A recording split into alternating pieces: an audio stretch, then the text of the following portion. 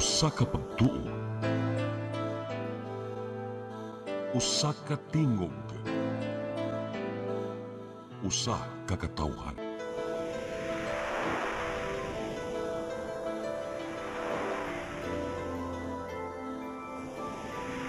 Cebu Catholic Television Network.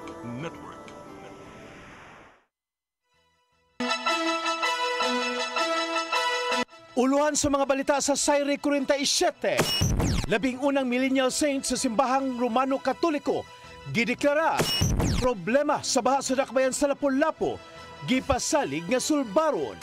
Stockroom sa Bangkal Elementary School sa Lapu-Lapu nasunog. Apil sa nasunog ang tulo ka mga classrooms. Magsuon nga adunay negosyo sa kware sa lungsod sa Hall gipamusil. Sugbo, Kabisayan ug Mindanao, Pilipinas ug katawhan kutos maabot sa tong Sibya sa tibuok kalibutan maayong hapon. Live kita karon sa CCTN Channel 47 ug kini ang tulumanon sa nag-unang kasayuran nga angay natong masayran. Sa nga ni Attorney Danica Caballes, ako si Dennis Tabar ug kini ang Sayre 47.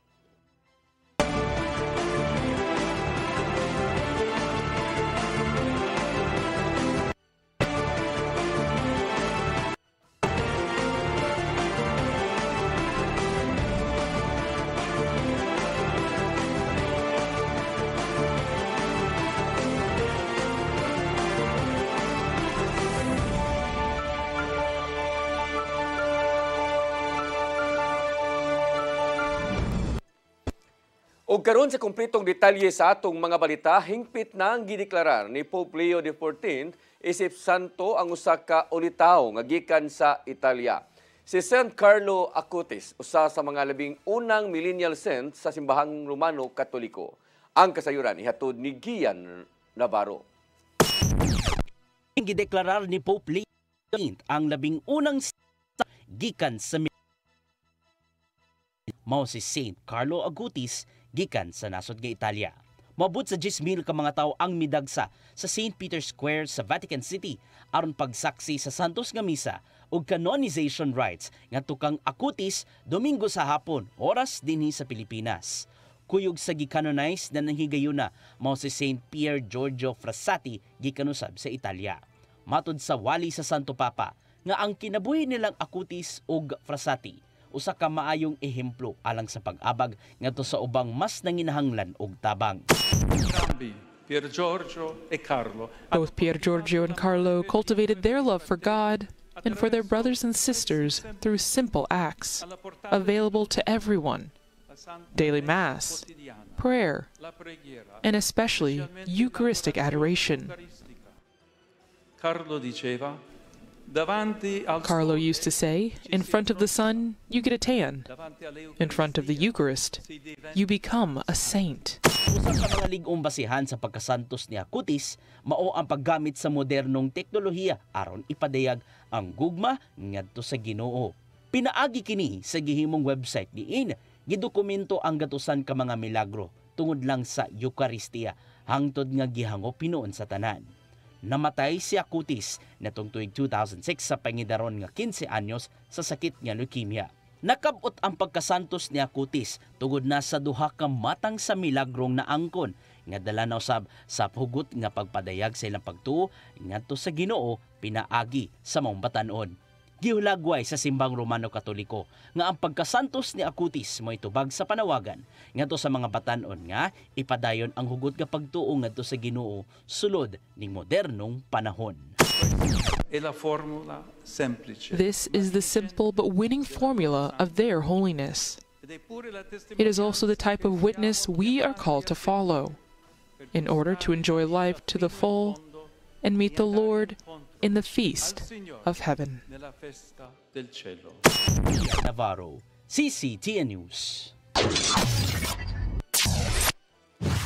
Lapu-Lapu City Lone District Representative Junard Ahong Chan mipasalig nga sulbaron ang problema sa baha sa dakbayan ubos sa iyang termino. Suma pa sa kongresista nga doon na nailhan nga 8 ka mga dapit sa dakbayan nga bahaon o gipasaligan niya mahataga na kini og long-term solusyon. Ang kasayuran ihatod ni Crystal Joy Felerca. Nakasinati na usab og pagbaha ang corner MV Patalinghog Junior Avenue ug S. Osmeña Street tungod sa mga pag-uwan kaganihang buntag. Ang maong dapit mo'y usa sa mga bahaunon nga lugar sa dakbayan sa Lapu-Lapu. Matod ni Congressman Junard Ahongchan nga kini tungod kay wa pay outfall ang drainage sa maong lugar, hinungdan nga padayon ang pagbaha sa maong dapit. Apan gipasalig sa kongresista nga hatagan niya og kasulbaran ang problema sa baha dili lang sa maong dapit, apan ang tanan bahaunon nga lugar sa dakbayan sa Lapu-Lapu sulod sa iyang termino. Wala ko kinanang engineering team. Hindi ko ganahan na maghimo lang tag-drainage na wala kay outfall. No? Iklaro gid nato na siya nga naiklaro nga outfall. Dugang paniya nga sugod sunod tuig mahatagan na og long-term solution ang problema sa baha tungod kay aduna na sila gi-allocate nga budget sa 8 ka mga dapit nga nailhan nga mga bahaunon. Kun diin ang buhaton nga mga drainage aduna nay mga outfall. Giplanuhan ni Congressman Chan ang pagbutang og outfall sa Barangay Bangkal, Barangay Poblasyon ug Barangay Paho. Nibutyag usab siya nga dili mahuman ang proyekto sulod lang sa usa ka tuig tungod kay giagad ang budget. Apan malaumon ang kongresista nga sulod sa iyang unang termino, makakuha siya og pondo para sa maong mga proyekto. Rest assured na sulbaro ni nato ning problema. I am still napakoy ka tuig as a congressman. Sigurado ko every year malugitan ning budget kini mga bahon na mga area. Sa pagkakaroon, nangayo og dispensa si Congressman Chan sa tanan na hasol sa nasinating pagbaha sa dakbayan sa Lapu-Lapu. At this moment, mangayo ko asaylo, mangayo ko dispensa sa tanang mga motorista na nahasol ni ining baha nato sa atong lugar. Pag maningkamot ko nga kining tanan nga baha, sulbaro ni nato sud sa ko paglingkod isip sa kakongresista. Crystal Joy Felerca, CCTN News. Kanhi Gobernador Gwendolyn Garcia ni klaro nga way kalambigitan ang iyang administrasyon kabahin sa flood control project sa Department of Public Works and Highways nga gipatuman sa probinsya. Ang kasayuran ihatod ni Mary Rose Sagarino. Gipasabot ni kanhi Gobernador Gwendolyn Garcia nga ang mga pondo sa Department of Public Works and Highways kon DPWH sa flood control gikan sa national budget sa General Appropriations Act kon GAA. Giklaro ni Garcia nga lahi ang flood control project nga iya sa DPWH ug ang giponduhan sa probinsya busa wala kini kalambigitan sa mga flood control sa ahensya. Exposed as sadly ang uban ghost projects, ang uban substandard kaayo. But not a single centavo came from the provincial government if we speak of the projects that are now under question. So let's just be very clear. National government funding, provincial government funding. Samtang kabahin sa bulk water project sa lungsod sa Alegria ubos sa administrasyon ni Garcia. Matod sa kanhi gobernador nga wala siya ideya nga lakip sa partner sa pagpatuman sa proyekto ang St. Gerard Construction, ang kumpanya sa kontrobersyal nga mag-asawang Diskaya. Ang water bulk project sa Alegria gi-award sa SRK Construction Incorporated, di nakig-partner sa construction company sa pamilyang Diskaya. I don't know anything. Ang ipakita sa ako is SBK. And also, you can also examine it because I am very, very strict about kada Lunes na atay himo nga department heads meeting unya na asay report sa tanan nato nga mga field engineers unsay progress sa kada proyekto, whether daan ba na or tulay or bulk water. Samtang sa laing bahin, sa bagong advisory sa DPWH 7 Cebu District Engineering Office, giklaro nila nga ang flood control sa Kutkut River sa lungsod sa Liloan wala gi-award sa Alpha Omega nga kumpanya sa Diskaya apan sa MC Geometric Proportions Incorporated og St. Matthew General Contractor and Development Corporation pinaagi sa joint venture. Mary Rose Sagarino, CCTN News.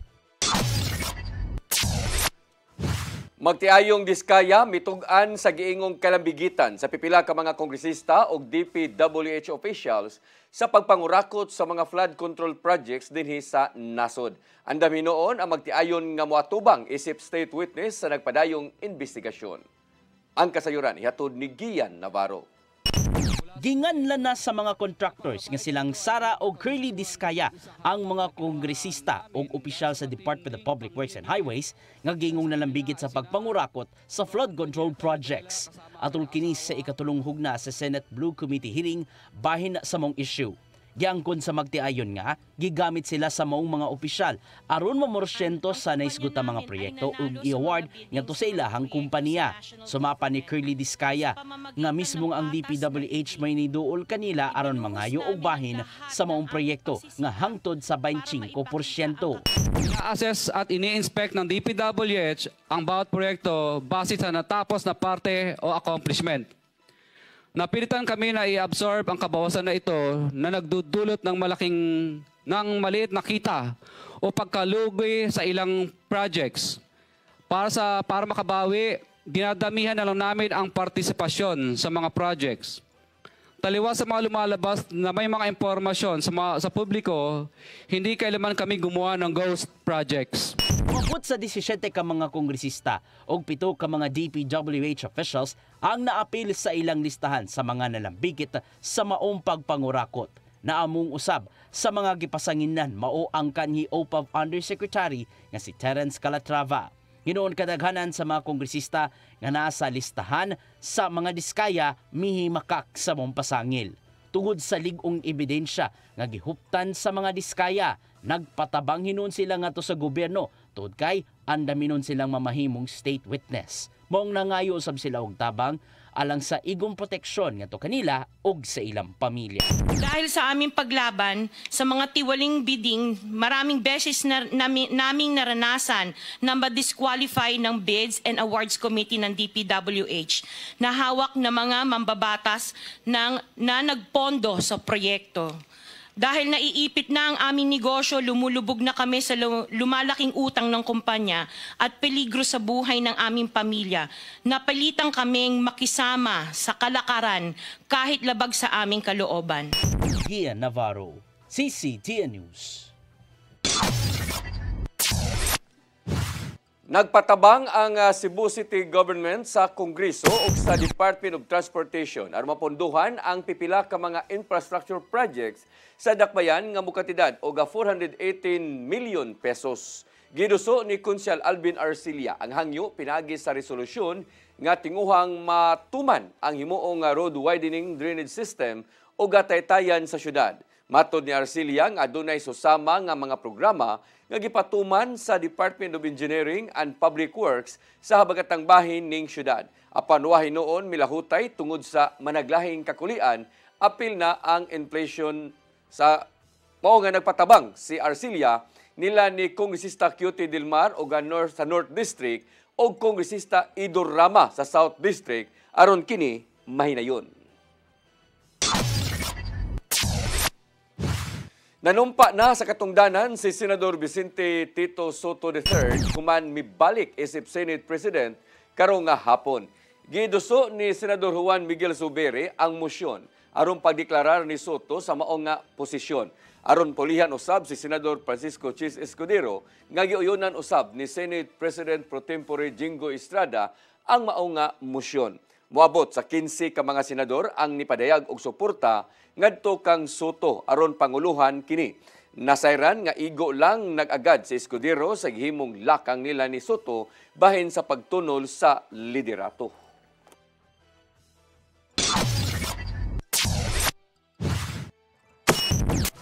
Mosunod, stock room sa Bangkal Elementary School sa Lapu-Lapu nasunog.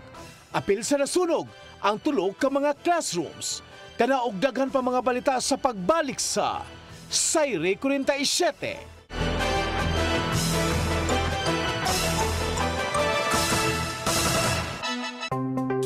Discover the beauty of the Philippines.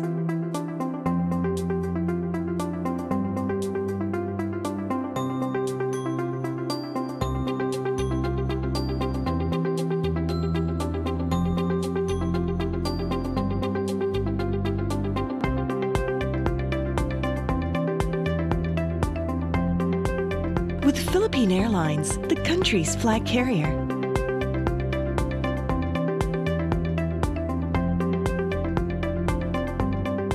the airline that lets you feel the warmth of the nation.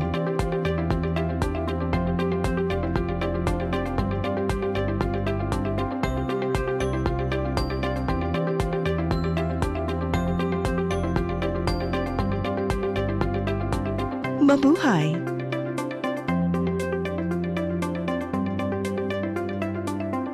Siguradong pagkain sa buong bansa.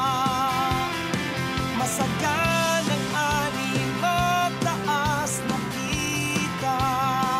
Maunlad na buhay ng mga magsasaka at mga mangingisda.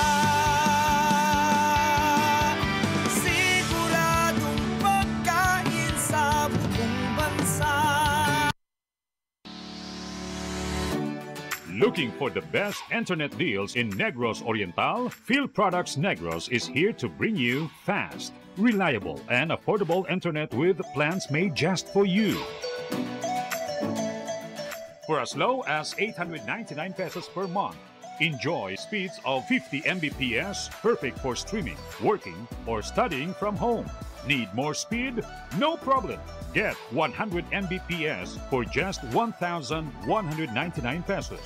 150 Mbps for only 1,499 pesos, or our fastest plan, 400 Mbps for just 2,399 pesos per month. Plus, you can add over 100 cable TV channels to your internet plan for just an additional 100 pesos per month. That's entertainment and lightning fast internet all in one. Enjoy no installation fees and start today with a 1,000 peso customer deposit. Call us now or visit our website to sign up with the Phil Products Negros. You get internet that's affordable, reliable, and local. Phil Products Negros, bringing you closer, faster.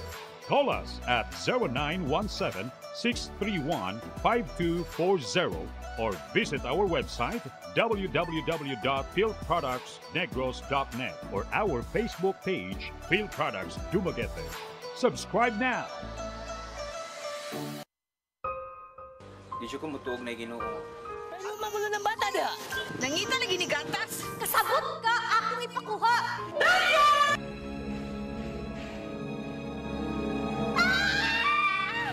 Ug naa sa unang Timoteo 3:15 nga ang iglesia sa buhi nga Dios mao iyang panimalay ug mao ang haligi ug sukaranan sa kamatuoran. Mayo! Basay tayo! May hatag lang unta kong gatas para sa inyong anak. Basin kadahong ka nga ikaw ang gwapa sa tibok kalibutan. Unsay reparation, Monsignor? Buhi kag laing bata aron mabayran ang imuhang nahimo nga dakong kasalanan.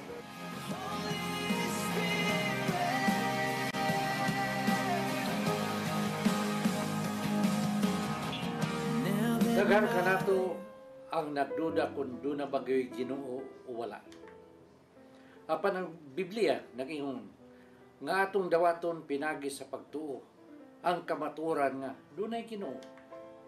Sa Hebreo 11:6 nag-ingon, walay makaphemot sa Dios kung walay pagtuo. I came for you. I came for you. Holy Spirit. I am the God that healeth thee. I am the Lord, your healer. I sent my word and healed your disease. I am the Lord, your healer. I am the God that healeth thee. I am the Lord.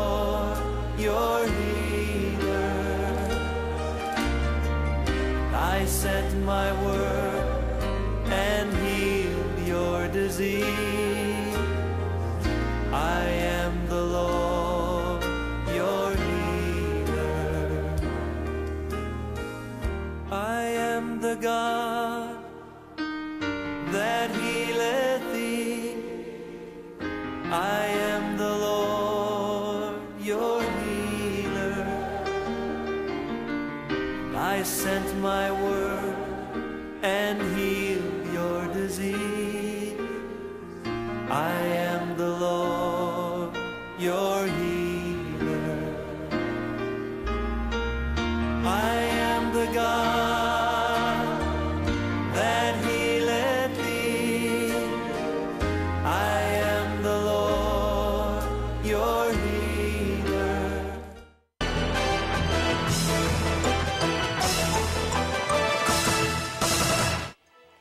Balik sa atong mga balita. Stock room sa Bangkal Elementary School sa Dakbayan sa Lapu-Lapu nasunog niadtong Biyernes sa gabii.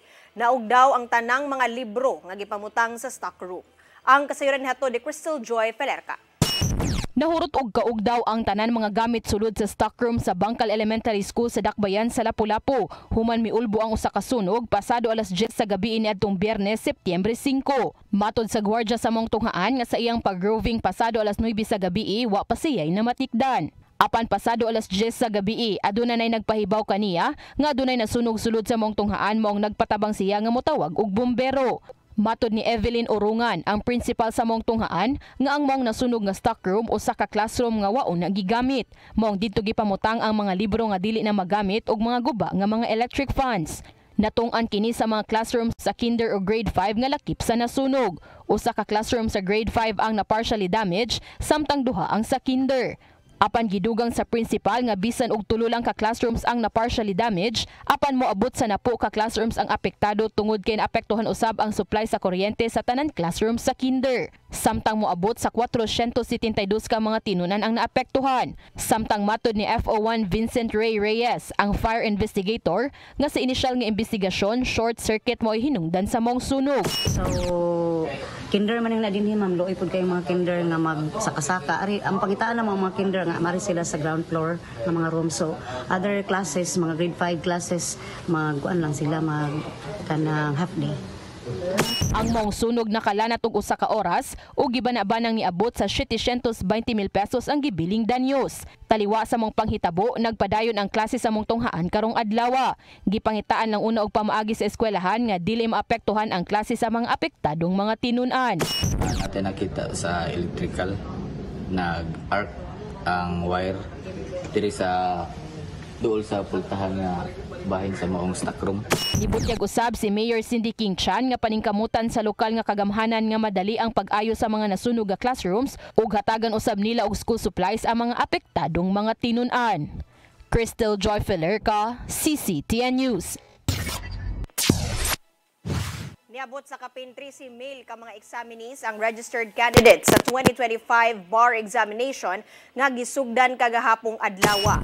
Sa maong datos gikan sa Korte Suprema, 11,437 lang ang nitake sa unang adlaw sa bar exam. Matod ni Associate Justice Ami Lazaro Javier, ang 2025 bar chairperson nga karong tuiga maoy labing daghan og bar examinees sa kasaysayan sa nasod. Naapsan niini ang 2020 to 2021 nga bar cycle nga may 11,790 ka mga registered candidates ug 11,402 ka mga examinees ang nitake.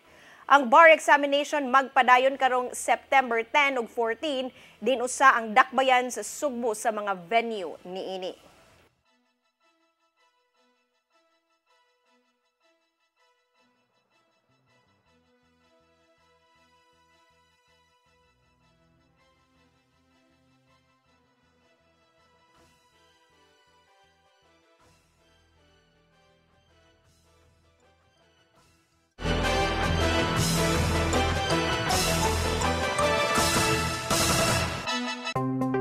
Discover the beauty of the Philippines.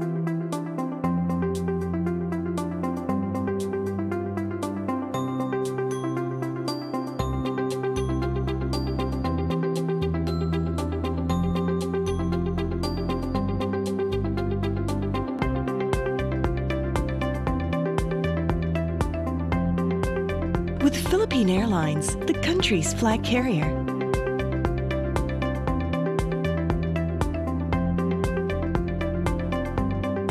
The airline that lets you feel the warmth of the nation.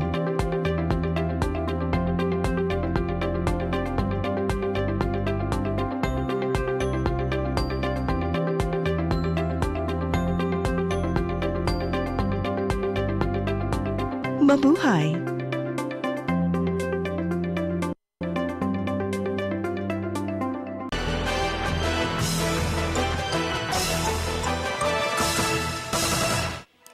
Balik sa atong mga balita. Contractor sa bulk water system project sa lungsod sa Alegria ug Malabuyok midepensa sa ilang kalambigitan sa proyekto. Gitataw sa SBK Construction nga nakigalayon sila sa kumpanyang gipanag-iya sa mga diskaya ubos sa joint venture agreement. Ang kasayuran hato ni Gian Navarro. Nakahigayon sa pagdepensa ang contractor nga SBK Construction Incorporated bahin sa gihimong bulk water system sa lungsod sa Malabuyok ug Alegria.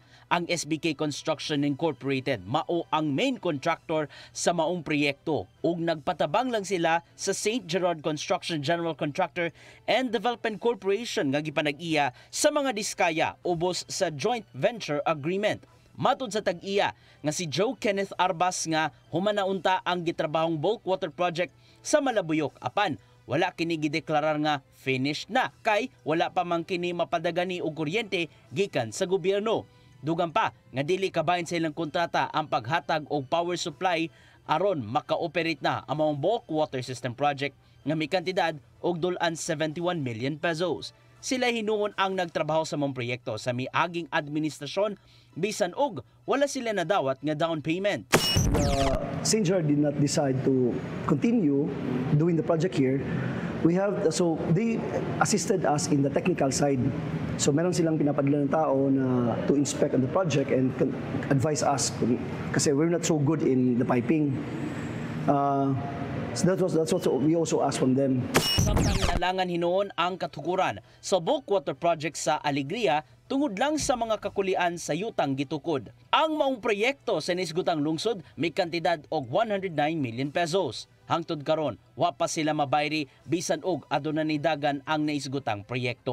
So kami yung kawawa, wala pang down payment ng project na to. Yung dalawa? Yung dalawa, walang down payment to. Unlike other construction projects sa gobyerno that there's down payment, this one walang down payment lahat. So we have to put up capital.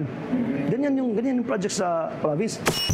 Sa usab ang LGU Alegria karong adlaw pinagi sa statement nga wa sila nalambigit sa pagkuha og contractor sa mga proyekto tungod kay mga beneficiaries man sila sa mga bulk water project. Hinuon gisuportahan nila ang mga audit measures nga gihimo sa Kapitolyo aron masubay kung aduna bay ang ngayang manubag sa mga masugutang kakulian. Gipasabot ni Assistant Provincial Administrator Aldwin Empases nga kabay lang sa responsibilidad ni Gobernador Pamela Baricuatro ang pagsukit-sukit sa maong mga proyekto. Pinasubay kini sa gipatumang suspension sa mga infrastructure projects sa probinsya sa milabayng semana.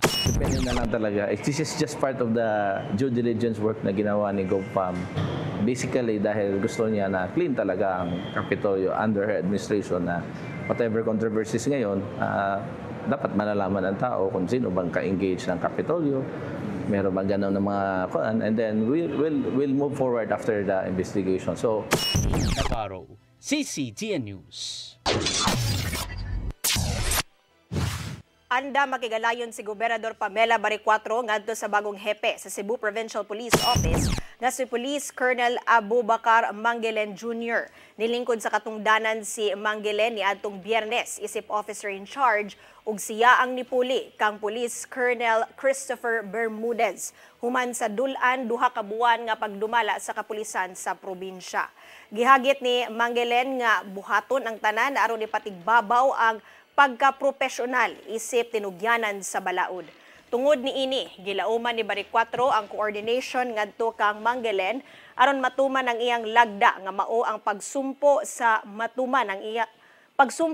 daotang elemento. Samtang gipasalamatan sa gobernador si Bermudez tungod sa paghangop sa nahimong direktiba bato kriminalidad bisan sa kadali sa panahon. Mga sakop sa Mobile Patrol Unit sa Mandawi City Police Office gipailawom sa kinalit-kalit nga surprise drug test. Samtang gipahugtan usab sa Police Office ang ilang pagpakigalayon sa mga negosyo aron mapalambo sa seguridad. Ang kasayuran ihatod ni Mary Rose Sagarino. Muabot sa 29 ka mga sakop sa Mobile Patrol Unit sa Mandawi City Police Office ang gipaubos sa kinalit nga drug test isip kabahin sa internal cleansing effort sa buhatan. Tumong ang pagsiguro nga limpyo sa droga ang tanang personnel sa kapulisan. Ang drug test gipanguluhan sa City Intelligence Unit ug Mandawi City Forensic Unit. Matod ni MCPO Director Police Colonel Cirelo Acosta Jr. sa usa ka mensahe. nga ang kinalit nga drug test kabahin sa hugot nga zero tolerance policy sa ilang buhatan batok sa illegal nga drogas. Matud niya nga kini nga internal nga lakang gikinahanglan aron ipakita nga ang balaod ipatuman dili lang sa mga sibilyan apan lakip na usab sa mga miyembro sa kapulisan isip paagi sa pagpadayon sa integridad, profesionalismo ug pagsalig sa publiko. Ang MCPO adunay kapin 700 ka miyembro, di napaubos na sa test ang uban ug ang nahabilin ang gikatakda usab nga i-drug test. Samtang sa laing bahin, gipalig-on sa Mandawi City Police Office ang pagpakigalayon sa mga negosyo sa bangko, jewelry shop ug lending. Sa tinguha nga mapugngan ang krimen, nakigtigom ang MCPO sa mga tag-iya ug manager sa maong mga negosyo, paghisgot sa pagpalig-on sa seguridad o sa ka-lecture o presentation ang gipahigayon kabahin sa crime prevention, criminal profiling ug emergency response system. Nahisgutan usab ang pagdetect sa mga suspitsadong tao, sakyanan ug komon nga modus operandi sa mga criminal group. Mary Rose Sagarino, CCTN News.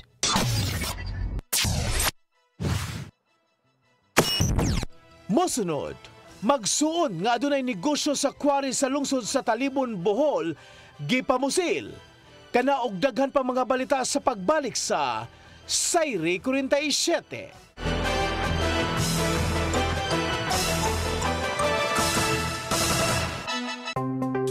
Discover the beauty of the Philippines.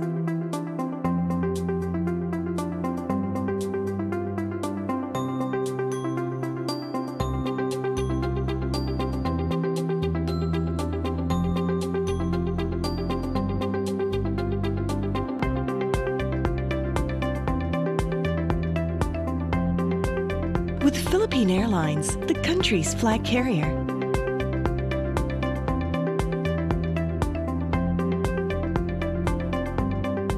The airline that lets you feel the warmth of the nation.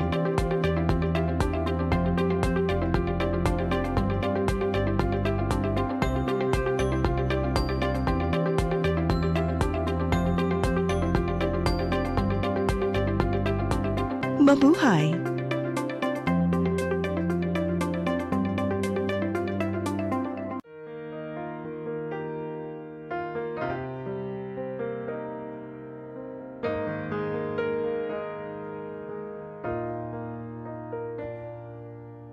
Heal me, O Lord, and I will be healed.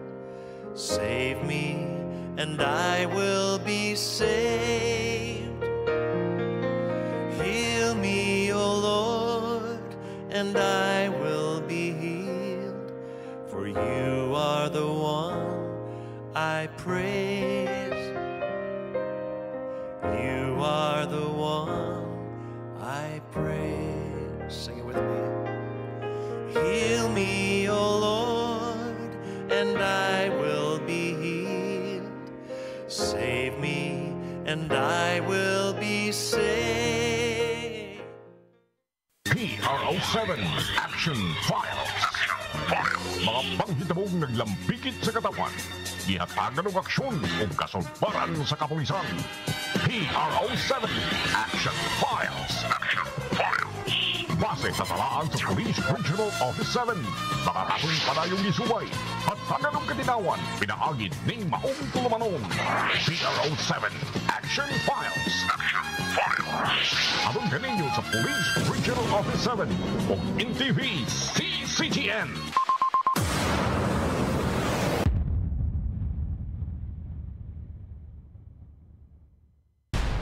Your song. Your music. Your listening pleasure. Sing it, Cebu! And if I don't need you, this, my darling, I've been told. Jody was the girl who lived next door. I've known her, I guess, 10 years or more. Saving all my kisses just for you. Yes! You got me jumping like a crazy clown, and I don't feature like a put him down. Since I kiss me, love you look so wide, the things that bothers me is making like you fine. Hey, hey, set me free. Stupid Cupid, stop picking on me.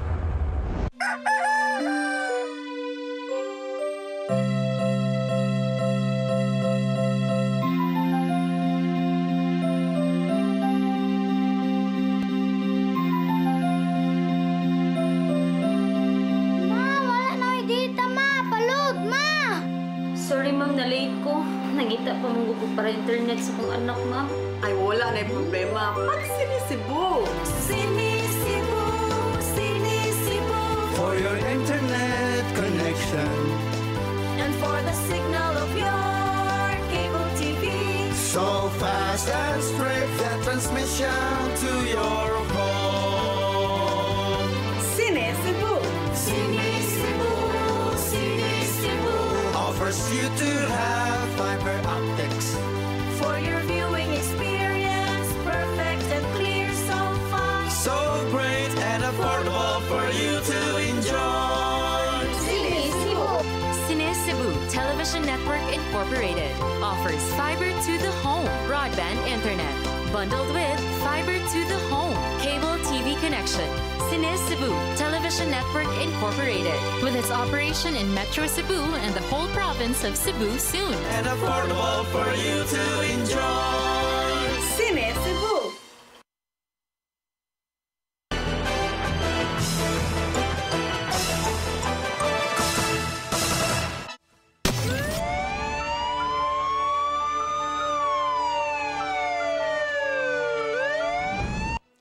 Balik sa ato mga balita, magsuon nga dunay negosyo sa Quarry dito sa lungsod sa Talibon, lalawigan sa Bohol. Gipamusil sa 4 ka mga armadong tao niadtong Sabado sa gabii. Ang mga gunmen giingong nagsakay og puti nga van. Ang kasayuran ihatod ni Arnold Bustamante. Balay sa usa ka pamilya nga nagnegosyo og quarry dito sa barangay Tangharigi, lungsod sa Talibon, probinsya sa Bohol, ang gisulod kini sa mga armadong tawo nga nagsakay og puti nga van pasado alas 7 nito ga Sabado sa gabi ug daing pabusil nga resulta sa kamatayon sa duha ka magsuon.